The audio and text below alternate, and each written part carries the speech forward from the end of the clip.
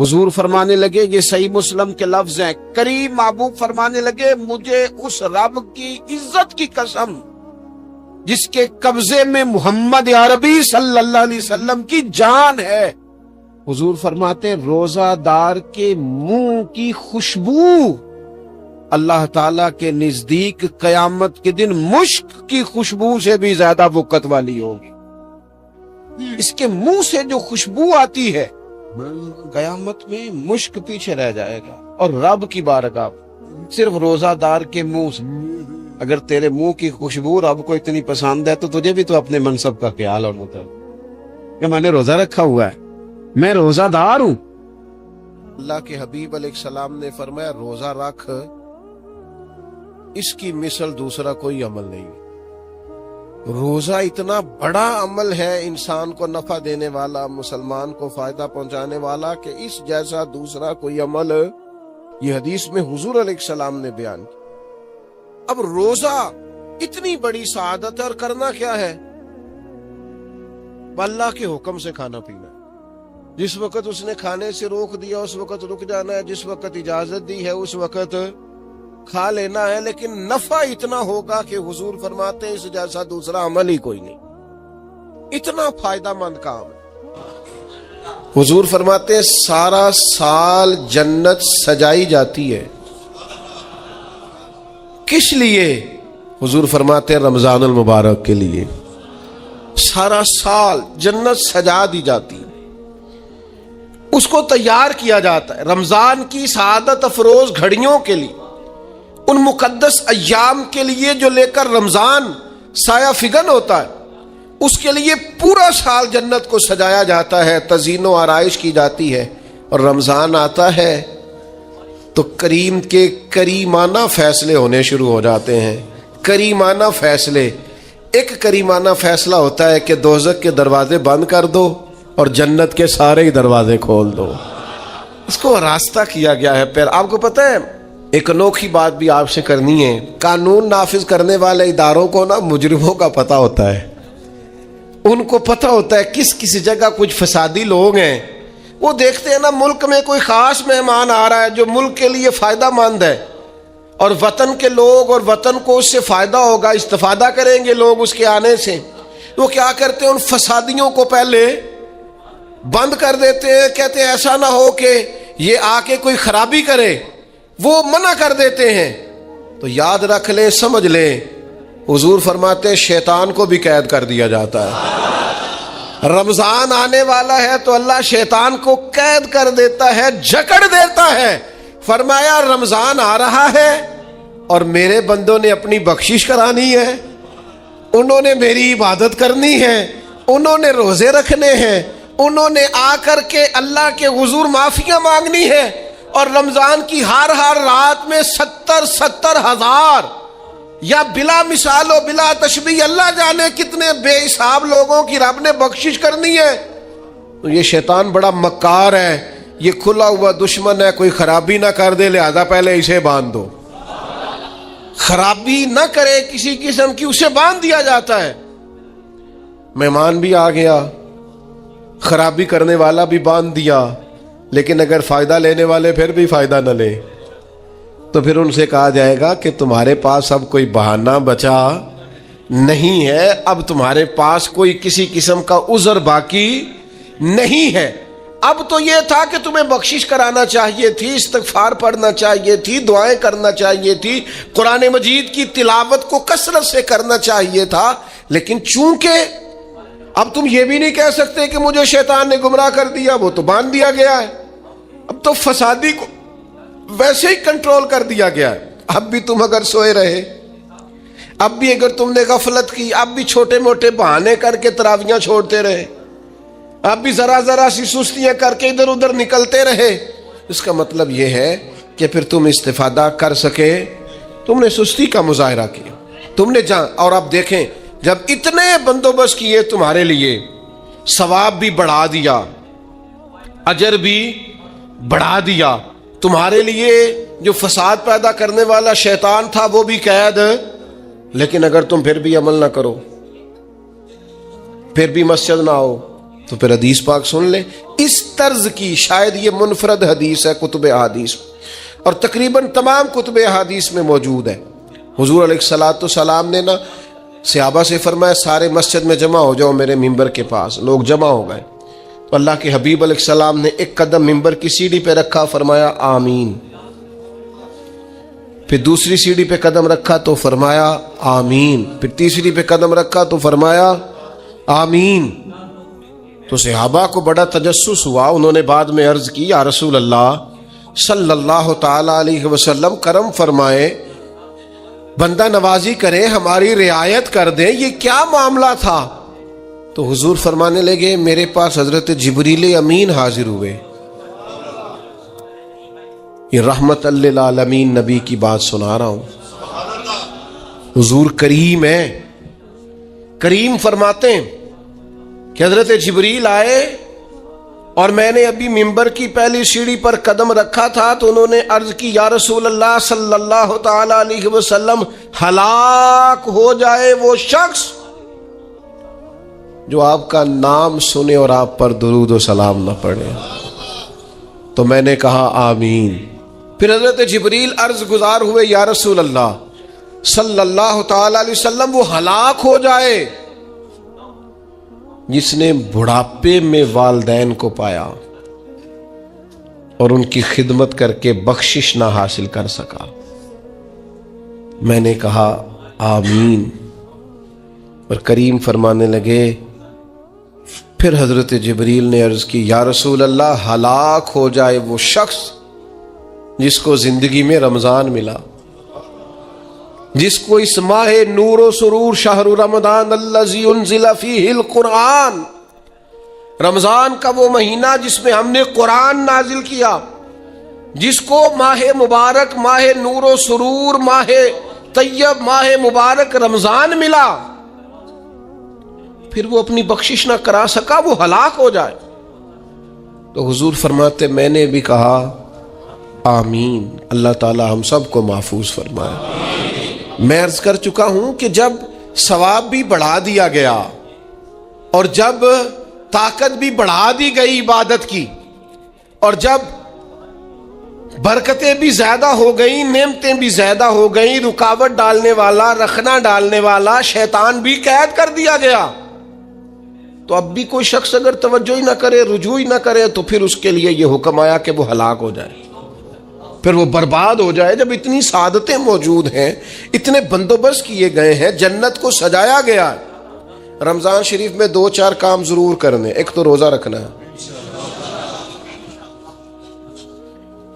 کچھ ہمارے پنجابی بہانے بھی ہیں, پنجابی بہانے, میں جی مزدوری کرنی ہوندی ہے نا, پھر روزہ تو نہیں نہ رکھ ہوندا. اللہ نے نہیں سی پتا کہ مزدوری کرنی ہے, تو اللہ نے کیوں فرض کیا روزہ؟ ہلکے سے لوگ بیمار ہوتے ہیں, بالکل معمولی سے, کوئی ایسا عذر نہیں, روزہ چھوڑ دیتے. ذرا ذرا سی باتیں لے کر لوگ, آپ یقین کریں, اہمیت کو نہیں سمجھتے, اور بعض صرف سست ہیں, غافل ہیں, منہ پھیرے ہوئے. اگر یہ ایک حدیث سمجھ میں آ جائے نا, ترغیب و ترہیب میں اور دیگر کتب حدیث میں بھی موجود ہے, حضور نے فرمایا جس نے رمضان کا ایک روزہ چھوڑ دیا, زندگی بھر بھی روزے رکھے, وہ فضیلت نہیں پا سکتا جو رمضان کا روزہ سے فضیلت اسے ملنی تھی. اتنی بڑی بات ہے, آپ اس کو سمجھ لیں. اتنے سعادت افروز روزے ہیں رمضان کے. تو کوشش کریں, اپنے آپ کو مینج کریں, مینٹین کریں چیزوں کو, اپنی صحت کا خیال کریں. میں تو دوستوں سے کہا کرتا ہوں رمضان سے پہلے جو ایام ہے, پہلے سے بڑھ کر اپنی طبیعت کا خیال رکھیں تاکہ رمضان میں کوئی کسی قسم کی طبیعت میں بھی کمزوری پیدا نہ ہو, اور صحیح صحت مندی کے ساتھ انسان رمضان شریف کے روزے گزار سکے. دوسری بات ہے, رمضان میں خوب قرآن مجید پڑھنا ہے. شہر رمضان الذی انزل فیہ القرآن, رمضان ہی کا تو وہ مہینہ جس میں قرآن نازل کیا گیا. نبی کریم صلی اللہ تعالی علیہ وسلم رمضان المبارک میں حضرت جبریل امین علیہ السلام کے ساتھ قرآن مجید کا دور فرمایا کرتے. حضور حضرت جبریل کو پارا سناتے اور جناب جبریل نبی کریم علیہ السلام کو سناتے. یہ دور ہوتا ہے قرآن مجید کا. اللہ نے کتنی زیادہ توفیق دی ہے, ہر مسجد میں تراویح میں قرآن پڑھا جاتا ہے.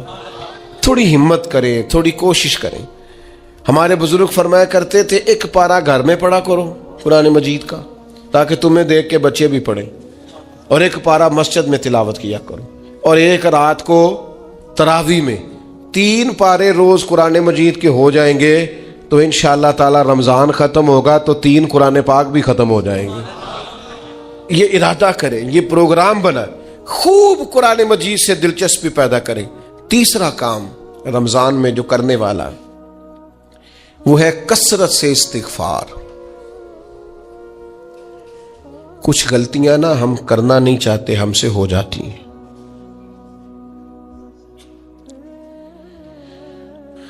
کچھ غلطیاں ایسی ہیں جو ہم بڑی بڑی کر چکے ہیں لیکن ہمیں یاد ہی نہیں، بھول گئے۔ کچھ خطائیں ہم سے ایسی سرزد ہوتی ہیں جو لاشعوری میں ہو جاتی، ہمیں سمجھ ہی نہیں ہوتی کہ یہ خطا ہے اور اتنی بڑی ہے۔ کسی شخص کو بعض اوقات کوئی ایسی بات کہہ دیتے ہیں کہ ہماری نظر میں وہ بات معمولی ہوتی ہے، پر وہ بیچارہ ساری رات سو نہیں سکتا۔ رمضان کا مہینہ ہے اپنے رب سے معافی مانگنے کا مہینہ، اس سے توفیق مانگنے کا مہینہ، اس کے حضور حاضر ہونے کا مہینہ۔ میں آپ کی خدمت میں عرض کروں، حضرت عائشہ صدیقہ فرماتی ہیں نبی پاک نے فرمایا صلی اللہ تعالی علیہ وسلم، جس سے اللہ نے قیامت والے دن حساب پوچھ لیا نا اس کے لیے مشکل ہو جائے گا۔ حساب بھئی یسیرہ یہ ہے کہ وہ مہربانی فرمائے اور فیصلہ جب کرے تو کرے ہی درگزر والا، فرمائے جا تجھے معاف کیا۔ رمضان کا خاص مہینہ ہے، سحری میں بھی دعا قبول ہوتی ہے، افطار میں بھی دعا قبول ہوتی ہے، صبح سے لے کے افطاری تک بندہ ہر وقت عبادت میں ہوتا ہے۔ تراویح کے بعد بھی دعائیں مانگے تو وقت قبولیت کا ہے۔ میرے بھائیوں، رمضان کی راتیں بھی قبولیت کی، آخری طاق راتوں کی شان قبولیت کی، لیلۃ القدر قبولیت کی۔ اس دفعہ جھک نہ جائیں اس کی بارگاہ میں سجدے میں، رو رو کے معافی مانگ نہ لیں اس سے۔ ہم برے نہیں ہیں، چاہتے نہیں ہیں، پر ہمارے وجود سے کچھ غلطیاں ہو جاتی ہیں، ہمارے سینوں میں کچھ پچھتاوے ہیں، کچھ من میں باتیں ہیں۔ اس دفعہ اس کے حضور عرض نہ کریں کہ کچھ کمیاں رہ گئی ہیں، دل نہیں کرتا تھا ایسا ہو، پر انجان تھے، نہ چاہتے ہوئے بھی کمزوریاں ہو گئیں۔ رمضان آ رہا ہے، بڑا گولڈن چانس ہے، بڑا خوبصورت موقع۔ بھائیو، رمضان کی ہر سحری کے بعد رب سے معافی مانگیں۔ آپ کو پتہ ہے اتنی بڑی امت مسلمہ لیکن ہر گلی میں کمزور ہے، ہر جگہ رسوائیاں ہمارے ساتھ چمٹی ہوئی ہیں، ہم چاہ کے بھی اپنے بھائیوں کی مدد نہیں کر سکتے۔ میرے پاس ایسے ایسے جوان آتے ہیں جو کہتے ہیں ہمیں بتائیں نا ہم فلسطین کے لیے کیا کر سکتے، ہمیں بتائیں نا۔ یہ ہماری بے بسی، یہ ہماری غلطیوں کا نتیجہ ہے۔ تو خوب استغفار کریں، اپنی کوتاہیوں کی معافی مانگیں۔ رمضان کی ہر صبح میں، ہر شام میں، ہر دن میں، ہر رات مصلی بچھا بچھا کے عرض گزار ہوں کہ مالک تو ہمیں معاف فرما۔ اور میں آپ سے ایک اور بات بھی عرض کروں، شیخ ابو الحسن کو میں پڑھ رہا تھا تو روتے جا رہے تھے، روتے ہی جا رہے تھے، روتے ہی جا رہے تھے۔ ایک شام ان کے کچھ لوگوں نے ان سے کہا کہ حضور اس قدر زیادہ آہوزاری، تو فرمانے لگے میری بس اتنی خواہش ہے کہ جب میں اپنے رب سے ملوں نا تو میرا رب مجھے ناراض نہ ملے۔ تو میں ہر وقت اس لیے تڑپتا ہوں کہ میرے اندر جو کوتاہیاں مجھ سے ہو گئی ہیں میرا مالک وہ مجھے معاف کر دے۔ ہم نے کوشش کی ہے زندگی میں ماں باپ کی خدمت کرنے کی، لیکن نہیں، ہم سے ان کے حق ادا نہیں ہو سکے۔ کوشش کی ہے بہن بھائیوں پر توجہ دینے کی، لیکن حق ادا نہیں ہو سکے۔ چاہیے تھا اولاد کی تربیت بڑی شاندار کرتے، لیکن سہولتیں کچھ زیادہ دے بیٹھے، لاڈ پیار کچھ زیادہ کر سکے، ان کی تربیت کا بھی صحیح حق ادا۔ اللہ نے عزتیں زیادہ دی تھی، جواب میں ہماری خدمتیں تھوڑی، ہم اپنے رب کی بارگاہ کی حاضریوں کے بھی حق ادا نہیں کر سکے۔ اس نے ہمیں نوازا زیادہ ہے، ہمارا شکر کم ہے، ہم اس کا حق ادا کرنے کا کام یہ ہے میرے بھائیوں کہ رمضان میں خوب استغفار کریں۔ ہم سے جو کمیاں رہ گئی ہیں اس پورے ماہ مبارک میں، اپنے مالک سے عرض کریں کہ مالک اس ماہ مبارک میں جنہیں تو معاف کرنے والا ہے ان میں ہمارے بھی نام شامل فرما، ہمارے بھی نام شامل فرما۔ اور بھی عرض کرنی ہے، ان کے لیے بھی دعائیں کرنی ہے رمضان میں جو ہم سے بچھڑ گئے، جو مٹی تلے جا کے آرام فرما ہو گئے۔ یہ رمضان المبارک چونکہ بخشش مانگنے کا مہینہ ہے، اللہ کے حضور معافی مانگے ان کے لیے بھی، ہمارے اپنوں کے لیے، ماں باپ کے لیے، عزیز و اقربا کے لیے، کہ اللہ کریم ان کی قبروں کو بھی ٹھنڈا کرے، ان کے حال پہ بھی رحمت کی نظر کرے، ان کے لیے بھی مالک آسانیاں کرے۔ خوب دعائیں مانگے رمضان میں، خوب دعا۔ اور جو محتاج ہیں، جو تنگ دست ہیں، جو غریب ہیں، جن کو زمانہ گزر گیا ہے، دوستوں کو، احباب کو، مخیر حضرات کو متوجہ کرتے ہوئے وہ بھی تھوڑی توجہ کریں۔ اس سال رمضان کے ماہ مبارک میں دنیا داروں کو چھوڑ کے رب کی طرف متوجہ نہ ہو، اس کریم کی بارگاہ میں اپنی ساری تکلیفیں بیان نہ کرے۔ بیمار بھی آئیں، مقروض بھی آئیں، تنگ دست بھی آئیں، بے اولاد بھی آئیں، کمزور بھی آئیں، سارے جھکیں، روزہ رکھ کے، تراویح پڑھ کے، قرآن پڑھ کے، اپنے سارے دکھ اپنے مالک کے حضور بیان کر کے اس ماہ مبارک کی ہر رات میں اس سے بخشش کا سوال کریں، رحمت کا سوال کریں، کرم کا سوال کریں۔ وہ بڑا ہی کریم ہے۔ حضور فرماتے ہیں، رب کہتا ہے مجھے حیا آتی ہے میرا بندہ ہاتھ اٹھائے اور میں اس کے ہاتھ خالی واپس کروں، بس آنے کی دیر ہے۔ اور ایک مقام پہ اللہ کے حبیب علیہ السلام نے فرمایا، بندہ جب اعتراف گناہ کر کے معافی مانگتا ہے اللہ فوراً ہی اسے معاف فرما دیا کرتا۔ چوتھا کام جو اس ماہ مبارک میں بہت زیادہ کرنا ہے وہ یہ ہے کہ حضور نے فرمایا یہ صبر کا مہینہ ہے، صبر بہت کرنا ہے۔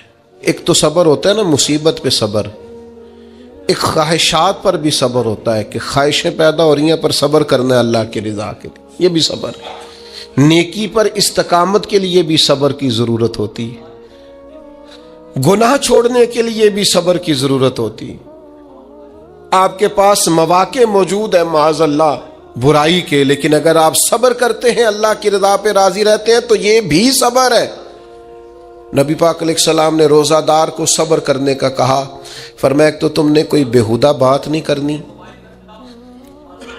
کوئی گالم گلوچ نہیں کرنی، اور اگر کوئی تم سے لڑائی جھگڑا کرے، کوئی بےہودہ بات کرے تو تم نے کیا کہنا، انی صائم مرتین، تم نے 2 مرتبہ کہنا ہے بھائی میں تو روزہ دار ہوں۔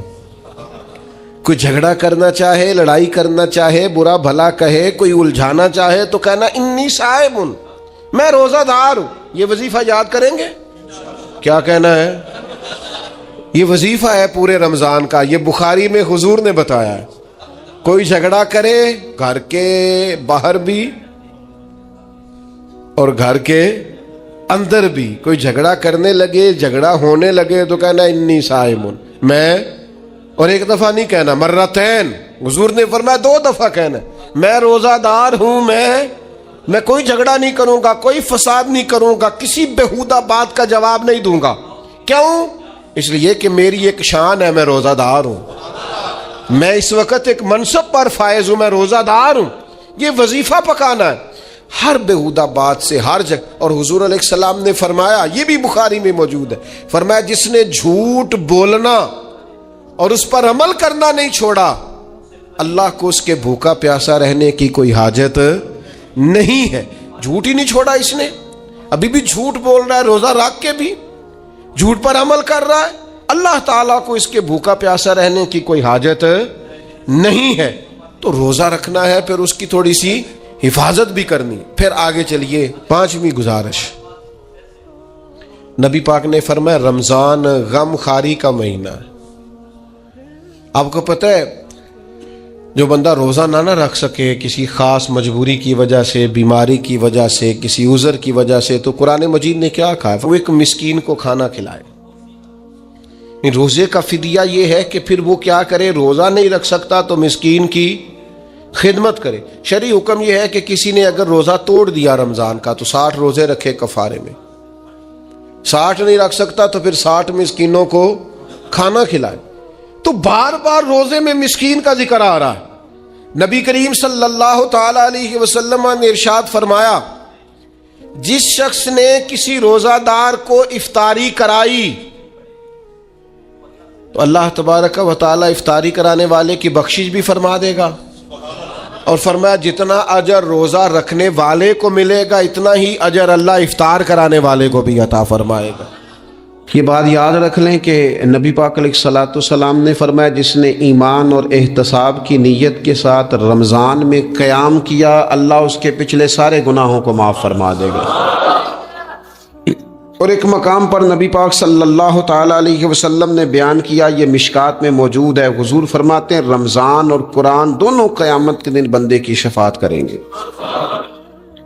رمضان کہے گا یا اللہ میں نے اسے دن بھر کھانا کھانے سے باز رکھا اور تیری بارگاہ کے حکم کے مطابق اس نے اپنے آپ کو ان چیزوں سے بچا کے رکھا. اور قرآن کہے گا مالک رات میں نے اسے نیند سے روکے رکھا. کیا مطلب؟ اس نے کھڑے ہو کے عبادت کی. اگرچہ اس سے مراد شارحین حدیث نے تراویح بھی لیا ہے، تہجد کی نماز بھی لیا ہے، صلاۃ اللیل بھی لی ہے، لیکن میرے عزیز یہ خاص ربط ہے قرآن مجید کے ساتھ تراویح کا. مسنون ہے رمضان کی راتوں میں قرآن مجید اور تراویح کا پڑھنا. اگر تھوڑی سی نا طبیعت میں صرف تبدیلی پیدا کی جائے، میں نے دیکھا ہے کہ جو لوگ کہتے ہیں نا میرا وقت بڑا قیمتی ہے، بڑی ساری جگہوں پہ آپ کو بیٹھنا پڑتا ہے، بیٹھیں آپ 2 گھنٹے بیٹھیں 3 گھنٹے بیٹھیں. میں نے دیکھا ہے لوگ جاتے ہیں کسی دفتر میں تو رات کو ہی چلے جاتے ہیں اس علاقے میں، کھڑے ہیں پاسپورٹ کے دفتر کھڑے ہیں، شناختی کارڈ کے دفتر کھڑے ہیں، امیگریشن کی لائنوں میں کھڑے. کچھ ذہن تو بنائیں کہ میں نے رات کھڑے رہنا ہے اور اپنے رب کی عبادت کرنی ہے. تراویح کو ذرا ذوق سے آپ اگر تھوڑا ارادہ کر لیں گے نا، یعنی کوئی ایسا مشکل کام نہیں. میری تو رائے یہ ہے کہ پہلے 3-4 دن ذرا جم کے ذہن بنائیں اور تھوڑا سا نا روٹین کو بدلنے کی کوشش نہ کریں. جس امام صاحب کے پیچھے تراویح شروع کریں کوشش کریں ساری وہیں پڑھیں. روٹین بدلنے سے بھی سستی آتی ہے. ایک دن یہاں گئے 2 دن وہاں گئے، تو یہ روٹین بدلنے سے بھی بعض اوقات سستی آتی ہے. کوشش کریں ایک جگہ پہ قرآن شریف سننا شروع کریں اور پھر پورا قرآن مجید وہیں پہ سنیں اور تھوڑا ذہن بنائیں. میں نے دیکھا ہے ہمارے استاد صاحب اس طرح کیا کرتے تھے کہ بہت تھوڑا کھانا افطاری کے وقت، تھوڑا، اور ان سے کہا جاتا آپ بزرگ آدمی ہیں اتنا کم کھانا کیسے نظام چلے گا؟ تو فرماتے تھے میں 1 چپاتی اور آدھی چپاتی کھا لوں گا لیکن تراویح کے بعد. اب اگر زیادہ کھانا کھاؤں گا تو طبیعت میں سستی آئے گی، میرے لیے کھڑا ہونا مشکل ہو جائے. سادہ سا کھانے کے ساتھ افطاری کی جائے گی. اور تراویح کے لیے اپنے آپ کو ذہنی کہاں ٹائم ملتا ہے سارا سال قرآن پڑھنے سننے کا؟ یہ تو اللہ نے موقع عطا فرمایا ہے. تو تھوڑا سا اگر دلچسپی پیدا کی جائے، بڑا سونا قرآن مجید پڑھا جاتا ہے مساجد میں، بچے بڑی خوبصورتی سے، تو اللہ کا شکر ہے جگہ جگہ پہ. اور مساجد کے علاوہ بھی میں نے دیکھا ہے ہم سے لوگ مطالبہ کرتے ہیں کہ ہماری فیکٹری میں رات کو بھی کام ہوتا ہے، اتنے سارے ورکر ہیں تو بچہ کوئی مل جائے قرآن شریف سنائے، فلانی جگہ بھی اتنے لوگ ہیں تو اگر موقع مل جائے. تو اگر تھوڑا ذہن بنایا جائے، شوق پیدا کیا جائے تو اللہ تعالیٰ فضل فرماتا ہے، انسان کو طاقت ملتی ہے کھڑے رہنے کی. ایک تو تراویح، روزہ، تراویح، اور تیسری بات ہے سحر اور افطار. یہ جو سحری اور افطار، یہودی جو تھے نا وہ سحری نہیں کرتے تھے، سحری کا نام و نشان نہیں تھا، روزہ رکھتے سحری نہیں کرتے. تو نبی پاک صلی اللہ تعالی علیہ وسلم نے فرمایا ہمارے اور یہودیوں کے درمیان فرق ہی سحری کا ہے. اور نبی پاک صلی اللہ تعالی علیہ وآلہ وسلم نے فرمایا سحری کھایا کرو، سحری کھانے میں برکت ہے. اور اگلی بات سننی آپ نے تو خوش ہو جانا ہے، سحری کو معمولی نہ سمجھے، سحری کرنا عبادت ہے۔ ہاں آپ مت سمجھیں کہ میں روٹی کھا رہا ہوں، یہ تو میرے سامنے دہی رکھا ہوا ہے، یہ تو سالن رکھا ہوا ہے، یہ تو اچار رکھا ہے، تو چپاتیاں رکھی ہیں۔ سحری کھانا عبادت ہے۔ آپ صبح اٹھے، آپ کی تو روٹین ہی اور تھی، تو 7 بجے کھاتے تھے، 9 بجے کھاتے تھے۔ یہ جو آپ صبح کھا رہے ہیں اٹھ کے سحری میں، اپنی مرضی سے تھوڑی کھا رہے ہیں، یہ تو کسی کے کہنے سے کھا رہے ہیں، یہ تو کسی کے بٹھائے بیٹھے ہیں۔ یہ جو سحری کا لنگر ہے، یہ رب رسول کی رحمت کے ساتھ عطا ہوتا ہے، یہ کرم ہے، یہ اللہ رسول کے بٹھائے بیٹھے۔ کیا میرے رسول پاک صلی اللہ تعالی علیہ وآلہ وسلم نے بات کھولی ہے، ترغیب و ترہیب میں حدیث ہے، اللہ کرے یہ کبھی چسکا لگ جائے، یہ والا مزہ آ جائے، تو پھر تو گھر میں دسترخوان نہیں بچھا ہوا ہوگا، پھر تو رنگ ہی کوئی اور ہوگا۔ حضور فرماتے ہیں اللہ تعالی اور اس کے فرشتے سحری کھانے والوں پر رحمتوں کا نزول فرماتے ہیں۔ کھائی روٹی جا رہی ہے، پکا ہوا کھانا ہے، لیکن حضور فرماتے ہیں رب بھی رحمتیں فرما رہا ہے، اور اللہ کے حکم سے فرشتے بھی رحمتوں کا نزول کر رہے ہیں سحری کھانے والوں پر۔ تو خوب توجہ سے، ذوق سے، شوق سے۔ اور پھر جو افطار کا معاملہ ہے، حضور فرماتے ہیں جب روزہ کھولنے والا روزہ کھولتا ہے تو جو دعا مانگتا ہے رب قبول فرما لیتا ہے۔ یعنی افطار کا وقت ایسا ٹائم ہے جو دعاؤں کی قبولیت کا وقت ہے۔ افطار کرنا بھی ہے، کرانا بھی ہے۔ مہنگائی ذرا عروج پہ چلی گئی ہے، میں بار بار کہتا ہوں، مجھ سے نا لوگ دعا کے لیے مجھے کہتے کہتے اپنے کئی دکھ بتا دیتے۔ تھوڑا سا نا افطاریاں مہربانی فرمائیے گا سیاسی نہ کیجیے گا۔ وہ جن سے مال لیتے ہیں، وہ جن کو مال دیتے ہیں، وہ جن سے ووٹ لینے ہیں، وہ جنہوں نے ووٹ لینے ہیں، اس بنیاد پر سحر افطار کے بندوبست نہ کریں رضائے الہی کے لیے۔ میرے محبوب فرماتے ہیں جس نے رب کی رضا کے لیے کسی کو افطار کرایا، جتنا ثواب اللہ روزہ رکھنے والے کو دے گا اتنا افطار کرانے والے کو بھی عطا کرے۔ اور ایک حدیث تو آپ پڑھیں گے تو جھوم جائیں گے، سنیں گے تو خوش ہو جائیں گے، المعجم الکبیر میں موجود ہے۔ نبی پاک علیہ السلام فرماتے ہیں جس نے حلال کھانے اور حلال پانی سے کسی کا روزہ افطار کرایا نا، ذرا دیکھنا غریبوں کے گھروں کو جھانکنا، ذرا اپنے عزیزوں میں ایک نظر دوڑا لینا، ذرا رمضان کی نیت کر کے رمضان سے پہلے ہی غرباء تک راشن پہنچا دینا، ان کی فکر دور ہو جائے، وہ پہلی شام ہی اپنے بچوں کے ساتھ آسودہ حال ہو کے بیٹھیں۔ دیکھ لینا یہ نہ ہو کہ ایک بھائی کھول کے کھا رہا ہو اور دوسرے کے بچے منتظر ہوں کہ آج سحر افطار میں کیا کرنا ہے۔ اپنے گلی محلے میں دیکھ لینا، ہم اس رسول کے ماننے والے ہیں جنہوں نے فرمایا میں اسے مومن ہی نہیں جانتا جو پیٹ بھر کے کھائے اور اس کا ہمسایہ بھوکا رہ جائے۔ تھوڑا سا اپنے ارد گرد نظر ڈال لینا، المعجم الکبیر میں حدیث موجود ہے۔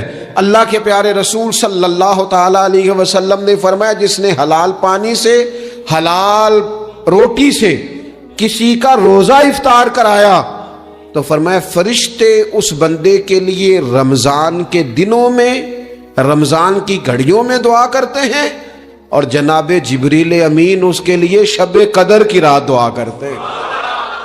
حضرت جبریل شب قدر میں دعا کریں گے خاص رات، یا اللہ اس بندے پر فضل فرما، اس نے تو غریب آدمی کو افطار کرا۔ یہ ایک عبادت ہے، اس عبادت کا خیال کریں۔ پھر اعتکاف آئے گا، رمضان کے آخری 10 دنوں کا اعتکاف۔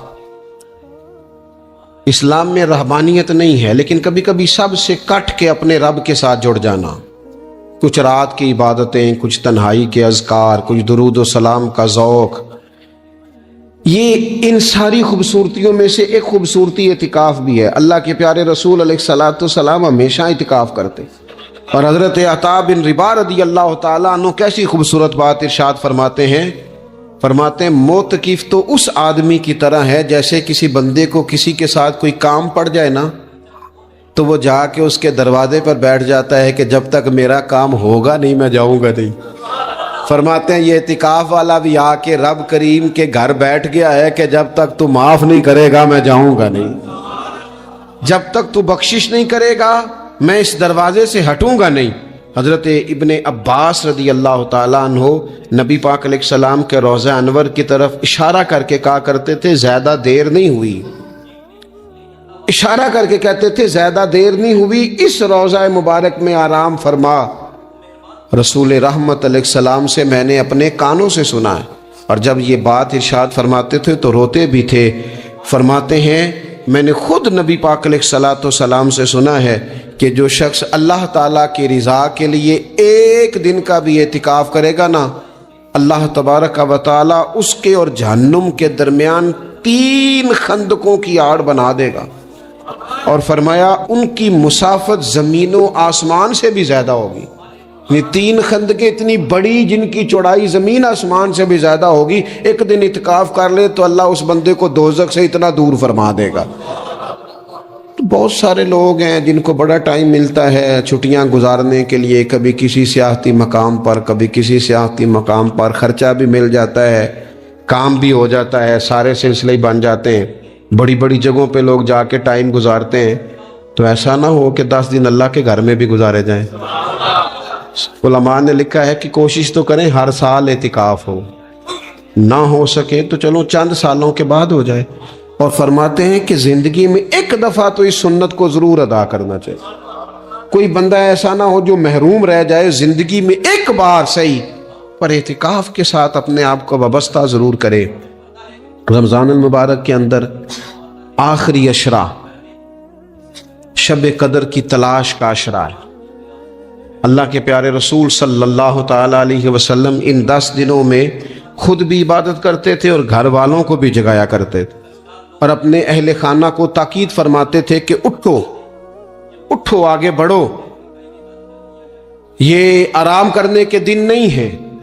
ہمارے ہاں یہ ہوتا ہے کہ وہ جو آخری 10 دن زیادہ عبادت کے تھے، شب قدر کی تلاش کے تھے، وہ آخری 10 دن سارے بازار میں گزر جاتے ہیں، کپڑے سلوائے جا رہے ہیں، کپڑے خریدے جا رہے ہیں، جوتے خریدے جا رہے ہیں، واپس کیے جا رہے ہیں، دوبارہ لیے جا رہے ہیں، سفر ہو رہا ہے، آنا جانا ہو رہا ہے، عیدیاں بٹ رہی ہیں۔ تو یہ سارے کام جو آخری عشرے میں کرنے ہیں، جو زیادہ عبادت کے دن تھے، وہ سارے کام تو رمضان سے بھی پہلے کر لینے چاہیے۔ کپڑے رمضان سے پہلے خریدے جائیں، پہلے سلوا لیے جائیں، جوتے پہلے لے لیے جائیں، ضرورت کے کام پہلے کر لیے جائیں۔ جہاں آپ کو جو بانٹنا ہے وہ رمضان سے پہلے کریں۔ وہ مفت کی اپنے دل کو مطمئن کرنا کہ اب میرے پاس یہ بڑے میں خیر کا کام کرنے نکلا ہوا ہوں، میں عیدی بانٹنے جا رہا ہوں، یہ پہلے بانٹنے تھے۔ یہ عجیب بات ہے کہ جو زیادہ وقت مسجد میں گزارنے کا ٹائم تھا وہ سارا ہم نے ضائع کر دیا، وہ ادھر ادھر بازاروں کی نظر ہو گیا، میل ملاپ کی نظر ہو گیا۔ تو اگر چیزوں کو مرتب کیا جائے، میں تو دوستوں سے کہا کرتا ہوں، زکوٰۃ کا حساب، صدقات کا حساب، صدقات فطر کا حساب، جتنے بھی روٹین کے کام ہیں اس کو کوشش کریں رمضان شریف سے پہلے آپ ترتیب دیں، آپ ان چیزوں کو پہلے سے مرتب کریں تاکہ وہ بہترین ہو جائیں۔ ہم تو اس دین کے ماننے والے ہیں جہاں نیت کرو تو اجر شروع ہو جاتا ہے۔